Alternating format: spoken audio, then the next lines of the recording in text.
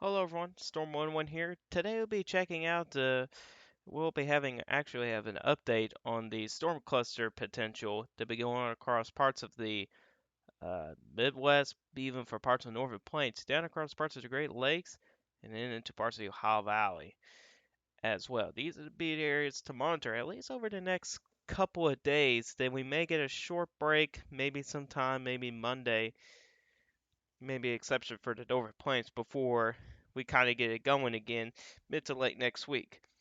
So let's go ahead and get started with the SPC outlook here. So this is for tomorrow. Today is already gone by at the time of making this video. So this is we're going to be kind of looking at tomorrow or today, however you want to look at. It's 12:06. We'll just count it as today.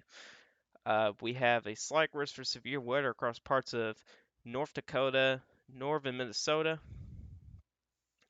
this is where we could see a couple clustered thunderstorms, and these might produce some hail. Tornado threats stay pretty low, but that might change. There is the potential for a little bit more wind shear, so there might be a low wind tornado threat.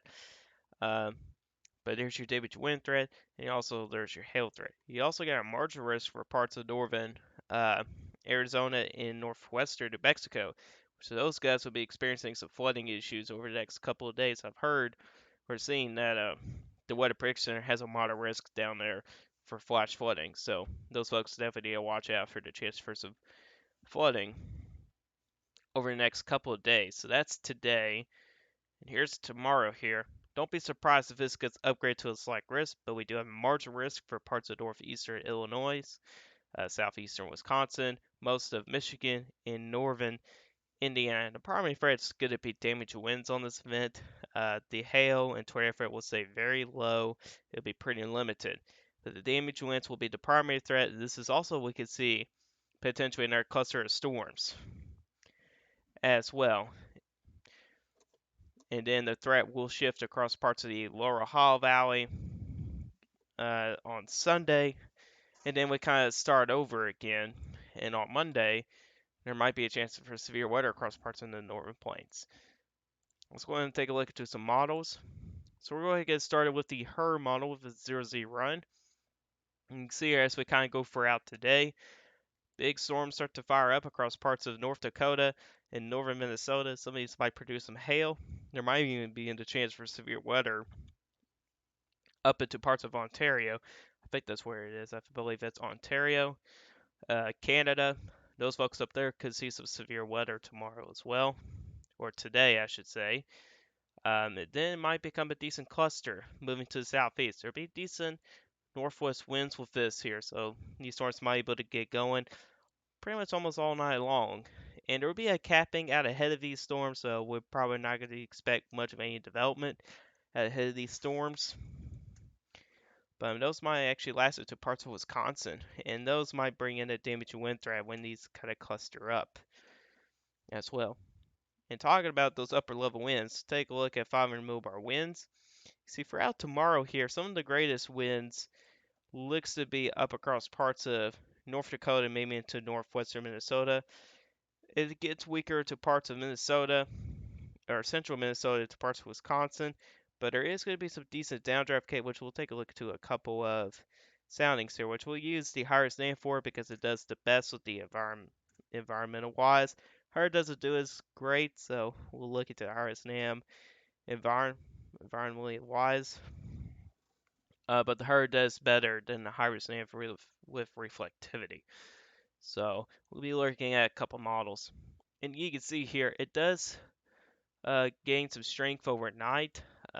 You can see here how it kind of gets stronger, kind of within that where those cluster storms would be, probably anywhere from 45 to maybe 55 knots in some places. So that's a pretty decent northwest flow over those thunderstorms, which those could produce some damage winds.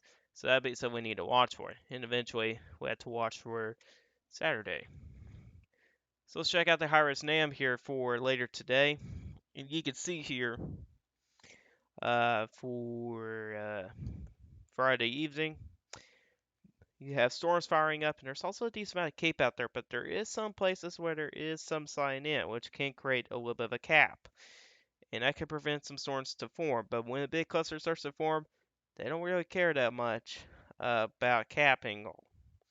However, they have strong updrafts along their outflow boundaries, so that's going to be something we need to watch for. I don't think there won't be a whole lot of discrete cell activity out ahead of these, especially overnight, with that cyanide being pretty elevated.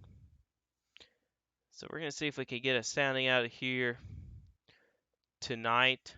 If not, that'd be pretty unfortunate. All right, here we go. So this is up in northern Minnesota. Pretty good sounding, I can tell you that much. Uh, Not a whole lot of wind shear to work with, though. There is a couple places across parts of southern Minnesota where there is a little bit more wind shear, so there might be a QLCS tornado threat down there from the high-res NAM. But you can see here, there's plenty of instability out there for this. You also got pretty decent mid-level flow, especially when you kind of get up to 200, 300 millibars, but you want to be more focused at 500 millibars, which there is not a terrible northwest flow going on, but other things to focus on. You got downdraft cape at 1200, but look at the lap rates. Even low level lap rates, that's favorable for damage winds. But those mid level lap rates, 850 to 500 millibars or 700 to 500 millibars, both so shows a number of 7.5 Celsius per kilometer. I think that's what it is, kilometer. Correct me if I'm wrong. But that'd be favorable for some hail and also for some decent updrafts. So the capping and the surface may not matter too much because these spill level lap rates will help those updrafts, and that could create a hail threat. So that'd be something we need to watch for as well, and that some of these storms might produce some hail. Let's go a little bit further south. Let's go to the other side of the state. We'll go into southwestern Minnesota, see what it's got down there. It's probably going to take a moment to load because my internet is not great in my area.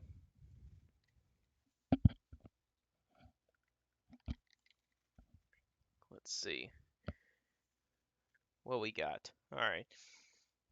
So yeah, this is what I'll talk about the QLCS tornado threat. You got an area with a decent amount of wind shear, especially with the EF inflow layer. There's plenty of it there to work with, even at 3 kilometers, 199.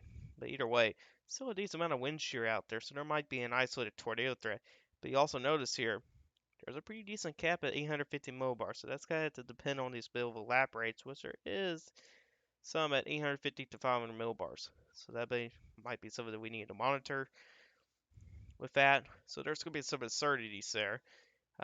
Again, decent amount of cape out there. There's also a strong downdraft cape of 1400. That's pretty good for damage winds.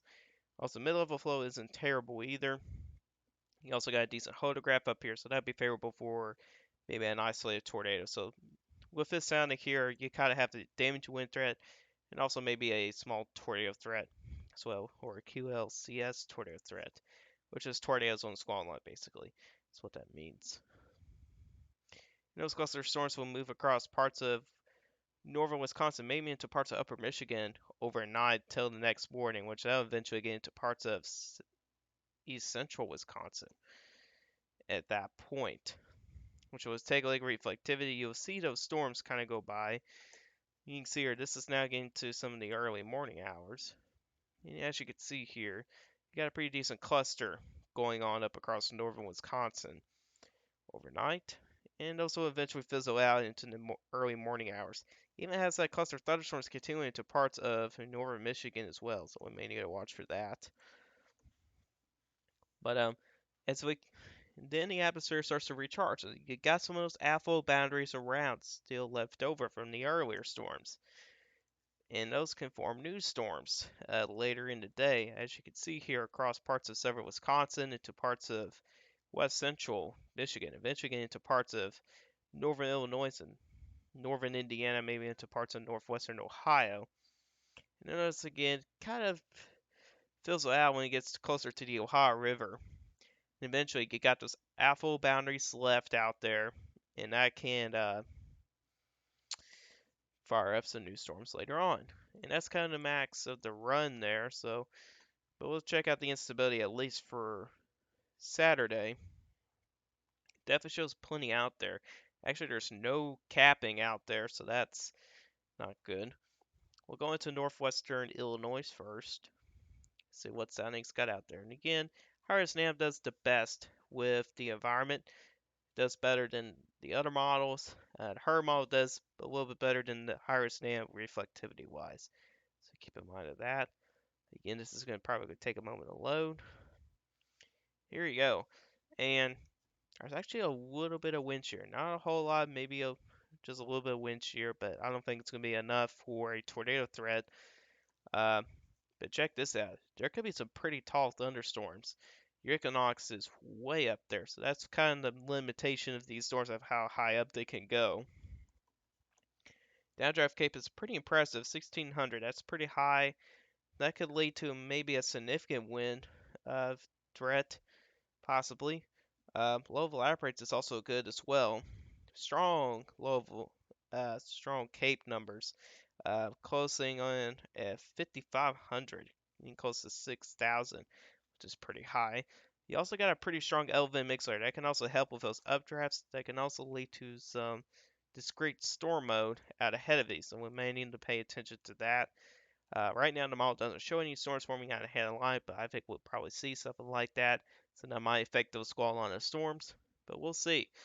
Um, but downdraft Cape number is pretty high, 1600. That could lead to maybe potentially a significant wind threat. Let's move a little bit closer to that cluster of thunderstorms where the Harris NAM shows it. And we may get one more sounding in northern Indiana a little bit later in the day.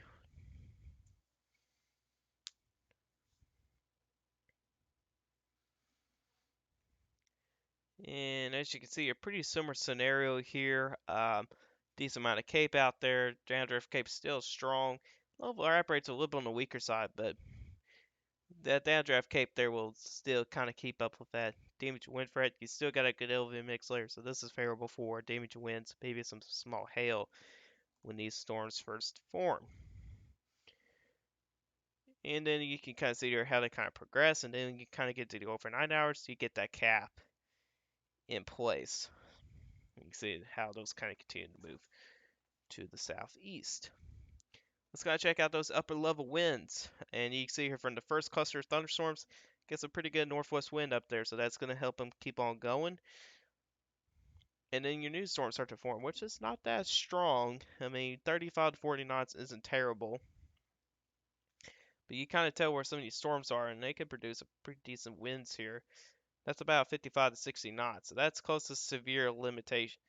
That's actually at severe limits for wind. So definitely need to pay attention to that. And then you kind of see how it kind of gets down into the Ohio River. And those storms may still produce some gusty winds when they get down there. And eventually they should fizzle out when they get into parts of southern Indiana, into parts of Kentucky.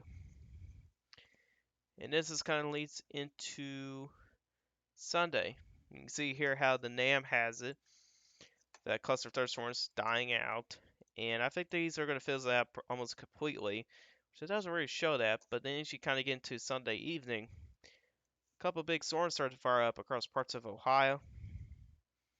And then you see a couple big storms start to form up across parts of Indiana, Illinois. Eventually these will get down into parts of Kentucky later on. As you kind of see there, new storms start to form along that outflow boundary as well. And let's kind of check out the environment here. Check out those 500 millibar winds with the NAM. Kind of see there as we kind of go for Sunday. It's not really there. Although some of these storms may produce some decent winds. 47 knots, that can produce some strong wind gusts. But the northwest flow is not really there. But what's also there is those downdraft Cape. That's going to kind of lead to that damage wind threat. You can see here into Sunday evening. Check all this Cape out here. Seems like it's been trending a little bit slower. It used to be more focused across parts of southern Indiana to parts of Kentucky. Seems like it's trending a little further back up north to parts of more focused across parts of Indiana and Ohio to watch those trends. And you can see, like I'm talking about, that downdraft Cape of 1100. Uh, lap rates is also actually pretty good in all levels as well. Also plenty of Cape out there. Very weak cap there, but I think the storms will blow for that cap. Um, Plus, you got your temperature and dew point line spread out at the surface, so that can also lead to a damaging wind threat. So this is pretty good environment here for damaging winds, maybe some hail. Tornado threat would be pretty much zero here. There's not much of any wind shear to work with. But you kind of see here, pretty good amount of instability, really anywhere from 3,500 to 4,500. Some places are a little bit higher than others. So we'll get another one down in nearby Louisville, Kentucky, and see what's got down there. That'll be the last sound they will check out. And you can see here, downdraft cape's still there with over 1,000. You only need 800 for that, so you got a moderate amount of downdraft cape. Low evaporates is pretty good as well. So that's a favorable environment here for damaging winds. Not enough wind shear for a tornado threat. So we definitely need to watch for some of these storms, and also the elevated mix layer could lead to some discrete storm mode out ahead of it. Now things could change. This is just one model output. Some couple models show a little bit different story. The GFS is actually similar to the NAM. Euro is not really a big fan of it, but I think that might be an outlier. But I'm interested to see what the higher res NAM will show on Sunday tomorrow, or later today, I should say, at the time making this video here as well. So let's kind of check this out here. So tomorrow, well, it's technically today, um, you've got a pretty large area. I mean, the northern, most of Minnesota is kind of in the threat. You got eastern North Dakota, northeastern South Dakota, and eventually into most of Wisconsin and parts of upper Michigan into the early morning hours. The primary threat would be damaged winds, but up here, further up north, you also have that threat for damage. You also got the hail threat up there as well, especially with those strong, I will not say strong, but pretty good mid-level lap rates. That would be favorable for some hail. And there's also some wind shear to work with, so there might be a little QLCS tornado threat with that squall line. We'll be keeping an eye on that. Then on Saturday, it moves down across parts of Michigan, Wisconsin, Illinois, Indiana, and northwestern Ohio. Primary threat would be damaged winds, and it shifts further to the southeast. Threat's a little bit lower, but it's still there. Um, your threat moves into parts of the southern half of Indiana, most of central and southwestern Ohio, and then you got the northern half of Kentucky as well during Sunday's threat. And then the primary threat is going to be damage winds down there as well. And then things start to reset. Back on Monday, it's going to be shifting up into the northern plains, which is our next part of the video is going to come in. So this is the European model 8 p.m. on Monday, and this is the 500 millibar winds. That's a pretty strong northwest flow right there. I mean, that's pretty crazy. If we check out what's under that northwest flow, decent amount of cape out there. So that can lead to, that's a favorable environment there for a big storm cluster. And if we look at rain and thunder, sure enough, it does show one right there, indicated by the European model. What's the GFS showing? It does show a little bit of a thunderstorm cluster there, or actually, yeah, cluster of thunderstorms there. Upper level winds. It also shows some pretty good northwest flow. And if we check out the instability, not really impressive from the GFS. Maybe a little bit earlier today. Yeah, there you go. A little bit earlier in the day, over 1,000 joules per kilogram, but that's still favorable for a storm cluster. Plus, I think that's underdone with the instability. I think there's going to be more out there than what it's showing. But so your thunderstorm cluster threat moves back across parts of Minnesota, North Dakota, and parts of northeastern South Dakota. Very hot temperatures though. Fargo, 100 degrees. Bismarck, 106. Parts of Minnesota in the upper 90s. That's going to be pretty hot weather. Even stretch all the way back across parts of Montana and Idaho. That's some pretty hot weather. And some of that's going to move across parts of the eastern United States when this ridge really starts to get its act together. And not only that, the storm cluster threat starts to be on the increase when that ridge starts to get stronger. Let's kind of move on here. So let's kind of move on to on Tuesday evening. Check out those northwest winds. You got pretty good northwest flow across parts of Wisconsin, Minnesota, even into parts of Iowa. And if we check out the instability that's under that, which actually does show some thunderstorm activity, plenty of CAPE. So that's favorable for storm clusters for across parts of the southern half of Minnesota, to parts of Wisconsin, even to parts of northern Iowa and eastern South Dakota. Plenty of CAPE out there. Also a pretty good northwest wind going on out there. So that's favorable for a storm cluster. GFS shows a similar thing, maybe a little bit slower, but still a good northwest wind. If we check out what's under there, plenty of CAPE. So both models do agree on that the upper Midwest may actually have a pretty decent storm cluster setup here. The SPC may have a chance of issuing a 15% on this day. So we're going to watch for that. And we'll see what the storm predictor says about that. Uh, Then as you move into Wednesday, we'll backtrack a little bit. So the northwest wind, still pretty strong across parts of Iowa, Wisconsin, and Minnesota. If we check out the instability, plenty of that. More focus across parts of southern Minnesota, eastern Iowa, into parts of Illinois. Might back up across parts of North Dakota and South Dakota as well. So this general area right here might have to be the area to monitor here for any potential cluster of thunderstorms. If you kind of add on top of those northwest wind, pretty good. So that's a favorable environment. Check out the GFS, a little bit further north, but also shows a stronger northwest wind with this. Yeah, 70-mile-per-hour winds up there. That's pretty strong. Um, but the instability, it's actually more focused across parts of Wisconsin and Iowa. We'll kind of backtrack a little bit. Yeah, that's a loaded gun warning from the GFS. Could be a pretty nasty storm cluster indicated by the GFS across parts of Wisconsin and Minnesota. Then let's move on to Thursday. Now, I should probably say this in the first place. Take these as a grain of salt. Things could change over time, especially as we get further out. So moving on to Thursday. GFS has a pretty large area of the northwest flow winds. It actually extends all the way down to the Ohio Valley and parts of the northeast and mid-Atlantic.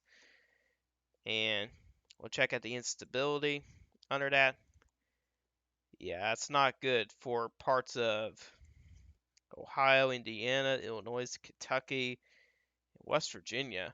Yeah, that's a pretty good setup as well here for a strong storm cluster. What's the European model say? It also shows some decent northwest winds. I'll still say it's favorable, but it's just not as strong as the GFS. But if we check out the instability, it's misplaced a little bit further out to the west. This is where uncertainties start to grow here as we get further out, but that's just to be expected by the weather models. But we're still going to continue with it either way. So then 7 o'clock next Friday, so now we're at a week out. Pretty good amount of instability right there across parts of the Midwest, down across parts of the Ohio Valley. Ending on top with northwest winds, actually not that, it's actually a little bit on the weaker side, except for parts of, back down across parts of the Ohio Valley around that time. Let's look into the GFS, just a completely different story. Check out Minnesota, Wisconsin. Man, strong winds up there. And if we check out what's going on underneath that, you got a pretty decent sliver of CAPE. This is looking to be probably a strong low pressure system kind of getting ready to form here. It looks like a cold front probably will pass through here around this same time frame for the GFS, and the European model not as aggressive with that. But it looks like cold front might move through. And last day is Saturday. GFS shows a large area of strong instability. Over that, pretty decent northwest wind on the northeastern quarter of that strong instability. Then moving back to the European model, this will likely change, but it shows strong winds for up north. But again, this will likely change. But then, as we kind of look back into the GF, well, let's actually look to the instability from the European model. pretty good amount of instability out there. So either way, both models show almost about every day, somewhere across parts either in the Midwest or the Ohio Valley, we'll have a chance to see a storm cluster. It's pretty much the way it is. Looks like the most favorable time frame might be somewhere between maybe beginning on Tuesday into Wednesday, probably into Thursday. Now, next Friday and next Saturday, there will be some uncertainty there. So, yeah, on that, uh, let's check out the GFS ensembles here. Now this is the mean from all of its members, which has 20. You can see here, like I said, talk about that ridge building. Yeah, talk about a huge dome of high pressure here. And you can see how it keeps on building. Now this is where uncertainty starts to grow, so it's going to look a little bit weaker, but it might stay strong around the same time frame, but it could change. But again, either way, there's still a pretty good northwest flow out here, which could lead to some storm clusters across some of these regions in here. As you kind of see there. So we definitely have to watch this here. And here's the European ensembles. Shows a pretty much a similar thing here. Might need to watch next week here. Shows a decent trough moving in across parts of the northeast here. That could lead to some strong northwest winds here. Kind of a little bit before or after this. But you can see when we get to the 10-day outlook, still shows the same thing. So this could continue on for a while. It just kind of depends on how this high pressure system's going to go. It may move slowly east with time. It's just still something to watch here for now. But here's a map here, and this is going to change more than likely. I probably should have this extended for back to the northwest, but like I said, it's probably going to change here. But storm cluster is possible late next week. This is kind of where I have a little bit of better confidence for right now. But then again, it's likely to change around some more. So you got southern Wisconsin, eastern Iowa, northern and eastern Illinois. You got Indiana, southern Michigan, most of Ohio, a good chunk of Kentucky, to parts of West Virginia, and southwestern Pennsylvania. And then again, this will likely change. Keep in mind of that. And this is late next week, so this is far out. So just expect things to change for now. It's either it could strengthen, or I should say get smaller, could get larger, it could shift around. We will see what happens here with the models over the next couple days. But either way, Midwest, parts of Great Lakes, and the Ohio Valley, watch out for the possibility for multiple rounds of clusters of thunderstorms, especially when we get to next week.